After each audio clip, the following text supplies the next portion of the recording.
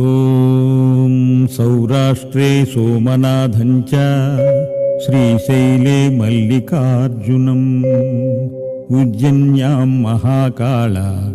ఓంకారమమరేశ్వరం ప్రజ్వల్యాం వైద్యనాదం చ ఢాకిన్యాం భీమశంకరం సేతుబంధేతు రామేశం